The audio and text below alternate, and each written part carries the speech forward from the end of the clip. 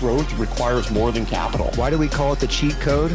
Nobody said growth had to be fair. Revenue solves everything. Welcome to the cheat code. What was our fastest path to revenue? We tend to like to do things the hard way. What's the cheat code? It's giving yourself an unfair advantage over the others. What is it that really works, and how are we going to grow these organizations? That's our cheat code. Hello, everyone. Welcome to another episode of the Go-to-Market Cheat Code. I am Josh Wagner, alongside today our guest host, Sean Kester. Sean, how are you today? Doing very well, Josh. Excited to be here. Yeah, we're gearing up for a trip to Montana. Couldn't be more excited. I'm very excited about that. It's gonna be a good time. And so we're meeting with the Arcadia leadership folks, Jason and Sam Yarborough, big folks in the partner community. Speaking of which, today's guest is also a savage stud person in the partner ecosystem, the SVP of Alliances at Stibo Systems, Gauri Chawla. Gauri, welcome to the show. It's nice to be here. It's nice to be with you guys again. And I don't think I've ever been introduced as a savage stud, so I'll have to remember that. Yeah, I mean, as long as I didn't offend anyone, I think we're good to go. Yeah. Well, it's great to see you, and I know we're straddling the line here a little bit. We're in season 3 of the cheat code. We're trying to talk about our marketing cheat codes, and as it would, we've had several partner professionals join this season already. So I think it just goes with the nature of partner folks getting more and more ingrained across the go-to-market functions of a business, which seems fairly natural. So, Gauri, curious from your perspective, what is your go-to-market cheat code as it relates to marketing? And it can be related to partners, not to partners, however you see fit.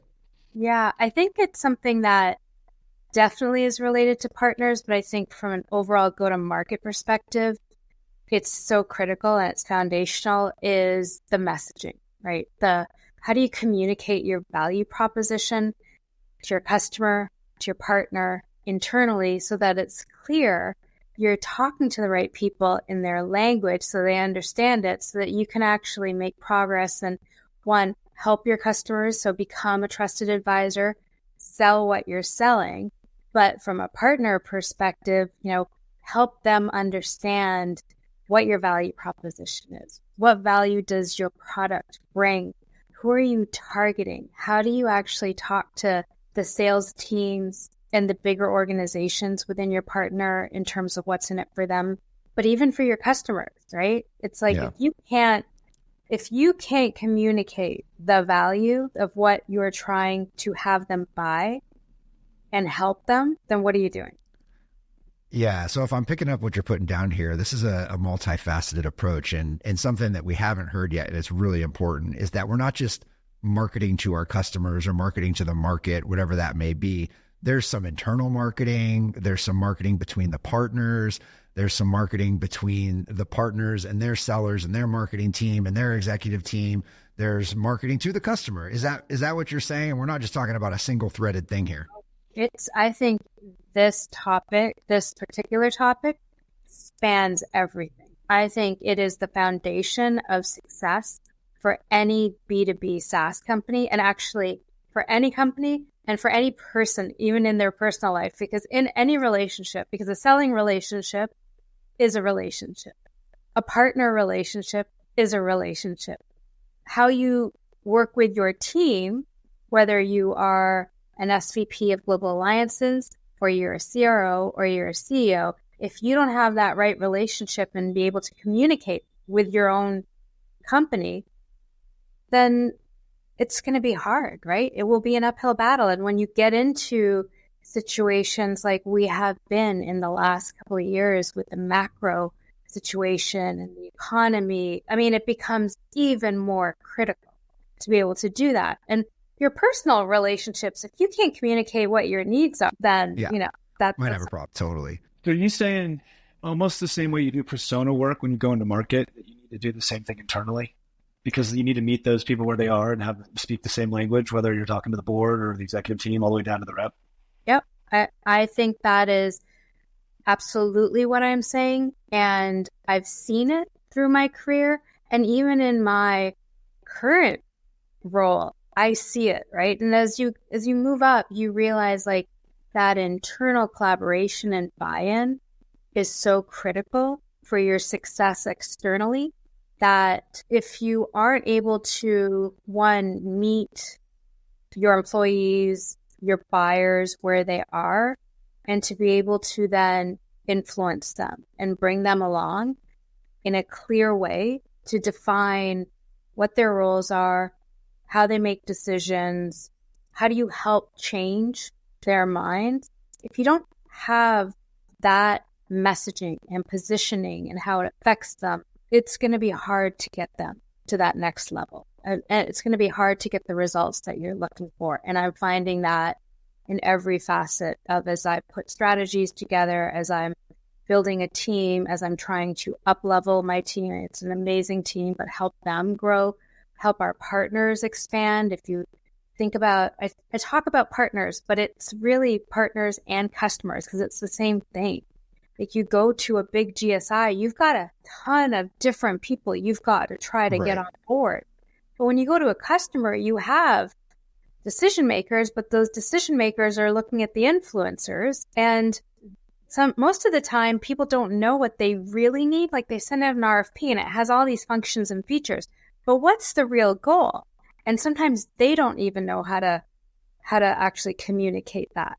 But I think that when you are a technology company or whatever role you're in, if you can start to frame that out and put some structure around it, and then put the right value prop and messaging and positioning around it, you have a strong foundation to then evolve from, because it will evolve over time. Yeah. Well, rightly so. This is starting to feel really big, right? And almost difficult to get your arms wrapped around.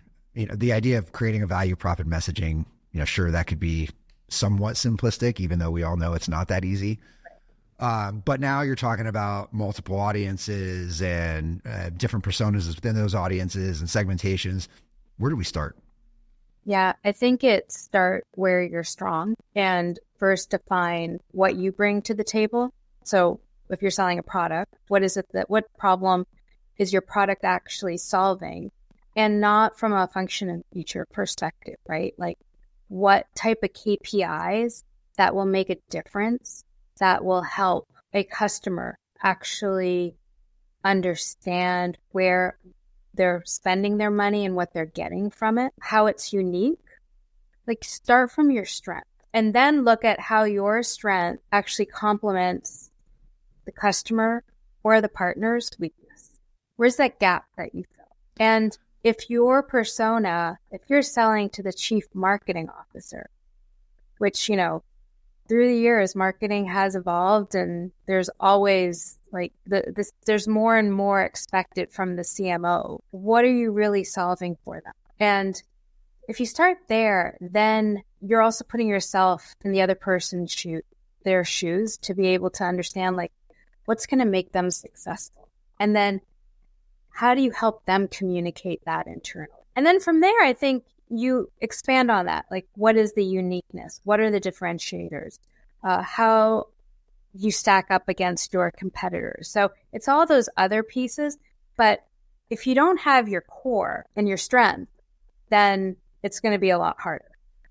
For sure. I'm curious who owns this. You know, from your perspective, you're sitting in the seat of partner leadership, right? And you could obviously own it from the perspective of taking it and maybe selling partnerships internally, selling partnerships to your partners, whatever it may be. But is this a collaboration? You mentioned the CMO. Who owns this? It's a very good question. I'll give you what I'm thinking because I am going through this right now.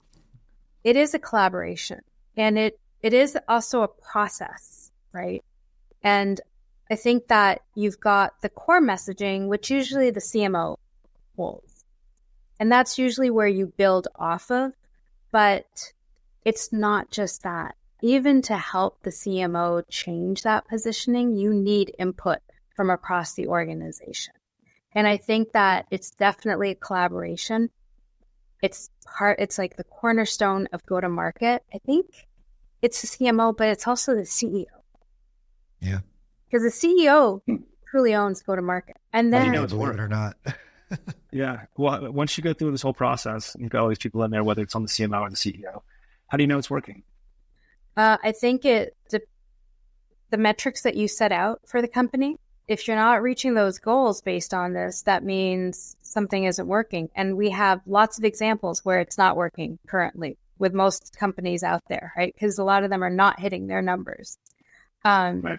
But I think it is working when you start to get pipeline moving. You're doing the right type of demand generation activities from a partner perspective.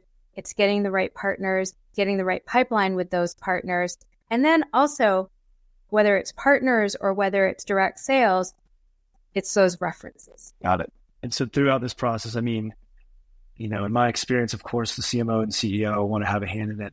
They're not necessarily in the weeds with this.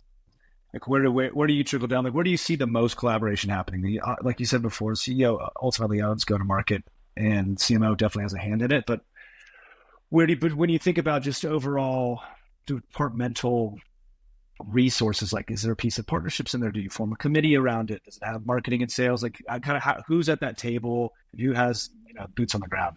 I think if you look at marketing, it probably should sit within product marketing or whatever anybody calls that kind of role, because that's where a lot of it comes together. But I do think it is a committee. So I'll give you another example. My team has put together a full partner sales enablement plan. In that plan, we've outlined what we need to make partners successful to be an advocate for us, an extended sales arm for us. The foundation of that is all that core marketing messaging that product marketing usually creates. But we have a responsibility, right, to then bring on the layer of what's in it for the partner, what makes us unique together. Like, marketing can't do that, but we have to feed that back into marketing, because then you use that even for your core messaging to customers as well. So I think ultimately, to answer your question, it is a committee, but there is somebody that needs to own it or it's never going to get done. And I think that ownership does sit in marketing. Or you have a separate enablement, engagement team, whatever you want to call it, that owns it. Yeah, I think this is a big opportunity, especially for partner folks, because, Sean and I created a framework for ideal partner profiling that we use within our portfolio. And, our portfolio are startups. So oftentimes they are looking to partner with organizations that are much larger than them. So they're having to do that legwork of seeking out that partnership and on the front end, figuring out what gap are we filling for that partner's customer, right? And I think that's where it starts in my mind, is how are we filling a gap? And if we can't clearly articulate that, to your point, there's really nothing else to flow down to. Like, messaging and positioning and everything can come off of that. But as a partner leader, I think that's a huge opportunity for you to show the CEO, the CMO, like, listen, this is voice of customer stuff. This isn't my thoughts, is that, like, we did the research to understand why this partner is a good fit for us. It's all baked into, we help make their solution better together. And I think that exercise, when you're thinking about, taking on a new partner is a big undertaking, right? I mean, it's a lot of effort from the entire organization, not just you as the leader of that program. So how do you articulate that back to the organization internally, then externally, and say, listen, these are the data points I've gathered, and this is why this matters? Yeah. So we take a lot of that from our partners, because let's take AI, for example, because it's such a hot topic, right? And everyone wants to do AI. AI means a lot of different things. So there is a gap there. Our company actually has great products already built around AI, but having the products doesn't matter because nobody really knows what they are. What's the application? Yeah. And so we went to a couple of our partners and started to talk to them about, how are you talking about AI to your customers? How are you going to market? What is the solutioning? And a lot of these partners have industry solutions. Within those industry solutions, they have different plays. And in those plays, it's what are the technologies that actually enable the value of those plays? Those plays are actually based on what they've talked to their customers about and what's on their minds. So what we've done around AI is we've looked at a couple of those top partners, we've had those conversations, and then we started to create and help them understand how the products actually solve the gap in terms of technical, implementations. Right. But we got their help. Once they understood that, we got their help to understand, how do you actually talk to the market about it so that they understand what it is? We took that and we took it back into the company. And then we started to share it with the sales team and the marketing team. And then the marketing team got really excited because they were thinking about something in a certain framework, which was actually really good. And once we brought that together, we had a way to talk to our partners in order to talk to our customers. Yeah, see, I love that. To me, that feels like a cheat within a cheat, right? Like you're basically taking a trend, right? Something that people are all jazzed up about, but really don't know anything about, creating some function and application around it and using your collaborative partnership know-how to bring it to market in a tangible way. And I think that's what, it needs to be in these things. And you need to create some tangibility around these things. I think that's phenomenal. Yeah. And it's worked. It's actually, and even when so you talk about like sharing this with your partners, but then you have to enable your sales teams, right? When they Here we go. Salespeople are the worst. I hate them. Right. So then to tell your AEs why you need to be talking this way, we're actually making progress because of that reason, because we said you've got to fit into the value proposition of these GSIs. We'll use them as an example. Yeah. You're talking to that prospect that you want to talk to. You're doing the same thing with Microsoft. Yeah, that's phenomenal. And I think that's the way to get AE's attention, right? Like they, especially if, sounds like you're selling big enterprise stuff, right? That's just the vibe I get from these conversations. It is, but it's still applicable to start. Like, I advise and I invest in startups. And that's the conversation I have with them too, because startups are they're great. Like I get so excited working with them because they're fresh, so much energy. But that's where they also fall down because they think they have the next best solution in front of them.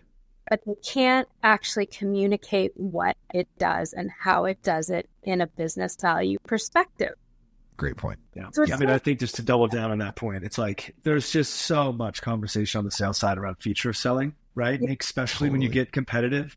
Because then the only differentiator you really have other than the experience they get with you is a feature, right? But if you can't outsell them from a delivery perspective on what the solution itself is, then you're just going to get too far in the weeds and it's a toss up every single time. So I think just to double down on what you said, that just solution selling and value selling is something I think any team, no matter what size they are, can practice. But I think as you say that, it's so critical. But I think where we all kind of fall down is there's pressures, right? And so you got to hit numbers, and so sometimes that value selling goes out the window, and let's just spend time with who, the influencer who wants to know if I can take this spreadsheet away or this or that. And I think you can't not do that. You cannot not do that, if that makes sense. Double negative. Yeah, but you have to balance it, right? And that's where I think as an industry, as go-to-market professionals, and as leaders, we're going to have to keep bringing that forward. Right. And then that comes down to how do you train your people as well. But I think you have such a great... Josh and I was just going to say, it reminds me of that graph that we see all the time where it's got the matrix of features for every one of these pitch decks that we look at. And it's a bunch of features, a couple little boxes here, and just green check marks across. Green check boxes, so, yeah. And so no matter what, you're always going to do all the things, right? And everyone else doesn't. And at that point, no one believes you.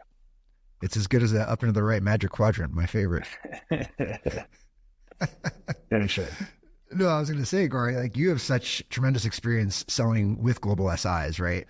And those people are typically positioned as experts, right? They're large consulting firms and this and that. So what I found, the cheat there, if you can get your software sellers aligned with them from a messaging standpoint, a joint value prop standpoint, they actually take a lot of burden off of the software folks and do what Sean said. We're not going to get into a feature bake-off.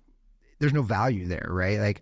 It's everything that surrounds our software, and those SIs have the purview into that. And I think, it's just one of those things, whether it's a big global SI that everyone knows, or it's down into the weeds, like a small, boutique implementer of XYZ. They have, just a broader lens than just the colored glasses of that software vendor. Yeah. It's every customer has a gigantic tech stack now, right? Then they need to integrate it all, and they need to find cost savings. They need to find a way to stay competitive. And those GSIs, they are having those conversations. They're creating those materials. So yeah, I think, and we're not totally there yet, but that's what we're trying to get to, because then it becomes a different conversation. And it's a conversation where, when I think about enterprise sales, it's, net new, but you're going to see less net new, right? It's more of how do you expand that value within the organization? Yeah.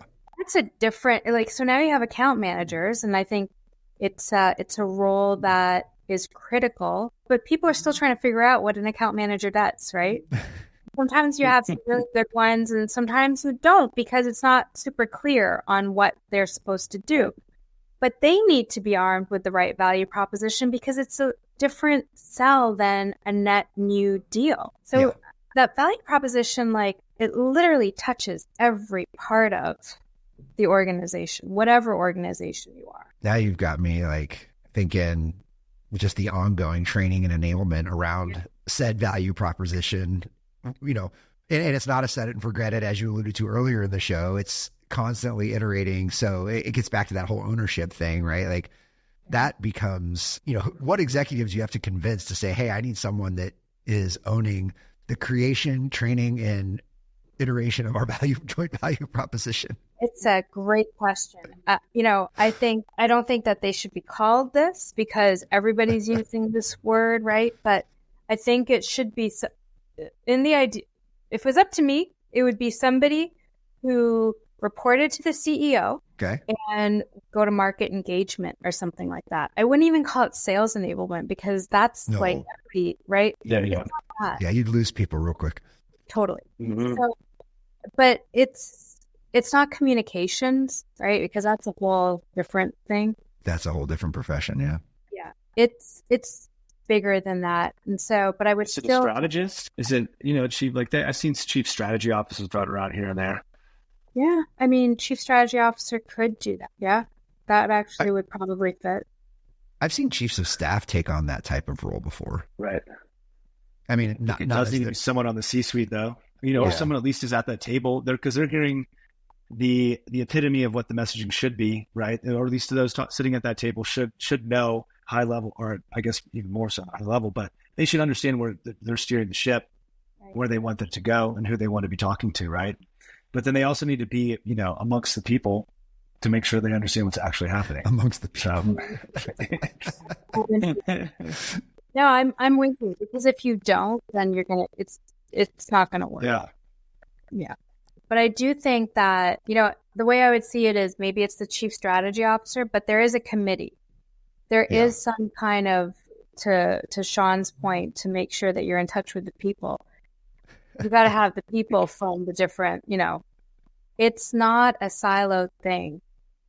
And I think also it is a perception. If you can do that with your customers, I think customers would feel so much better too, right? About where they I mean, that kind of opens up the box to advisory boards, right? Which we could talk, a whole another hour about partner advisory boards, customer advisory boards, et cetera, et cetera. But I mean, I think all of those things combined are pieces of the recipe, right? I don't know if anyone's nailed it yet. I don't think so. That's why we all have jobs too. Well, I was going to say, everything you're talking about is reminding me why consultants make so much money. Yeah. That's right. We don't even. But and why we invest in startups. I think about how hard it is for us to help influence this at a 10 to, let's say, 50-person company in our portfolio. And then you start scaling it up to a company the size of Stibo or Microsoft or whatever. Give me a break. Yeah. But, I think Microsoft, they do a pretty decent job. Doesn't mean it's not hard. I'm sure they do a great job. It's super hard. I think it's one of the hardest things to do. But I think that if you can even do it well, 50%, you're ahead of the pack. Especially in a company of that scale. I would agree with you. Yeah. Yeah. For sure. So, but I mean, this is a whole, to your point, Sean, like even advisory boards, that is a great topic you guys should definitely talk about. I think a lot of people would be interested in hearing, how do you actually create and leverage an advisory board in a really effective way? I'd listen to that.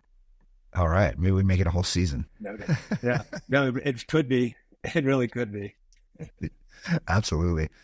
Well, Gauri, why don't you tell us a little bit about Stibo Systems and the work that you're doing there? So Stibo Systems is a Danish company. It's been around actually for over 200 years, I think. It started in Denmark, and they did like physical printing. And this is such a testament. And part of the reason why I joined is that they have evolved over 200 years to become what we are now. And I would say that they're the best kept secret in master data management. It's a great company, about almost 800 people, global company. Our headquarters in North America are in Atlanta, but we have presence in obviously Europe, Asia Pac, LATAM, and North America. We have great logos as customers. I'm not going to share all of them because I don't know if I can or not. And I run our global alliance team, so our partner team globally. And I've got a fantastic team, North America, EMEA, Latin America, and we're hiring now in Asia Pac. And we have amazing partners. We have all the big GSIs, and we're growing with them.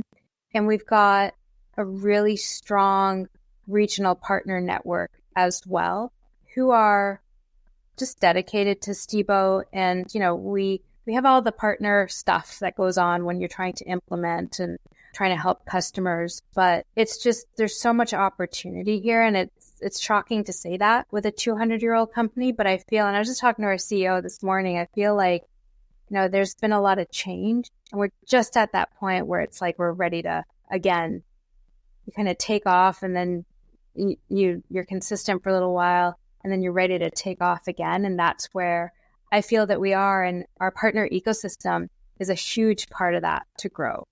And we've got a great overall team in terms of our sales leadership team, our marketing team, delivery. They also was winners, but there's a lot of educating that we're doing internally to help evolve how partners are seen and how important the ecosystem is now. And then we're working with our partners to help them understand and expand the awareness that we have within GSIs and even regional partners. So there's still a lot of stuff to do. There are challenges that we come up against, but it's I'm grateful for the role. I'm having a lot of fun. I have my hard days too, like everybody. I have a great team, but there's a lot that we're trying to do and change, which I also feel like, you know, partner teams are like change agents in any organization. Love it. Well, I'm guessing if it's like your cheat, the education starts with the creation of joint value prop and messaging. We're just talking about that today. I actually brought in a outside speaker to speak with my team to give them a different perspective on how she's done that kind of work. Fantastic. So a URL for Stibo? StiboSystems.com. StiboSystems.com. There you go. And if folks want to get in touch with you, how should they? LinkedIn is probably the best way to get in touch with Love me. it.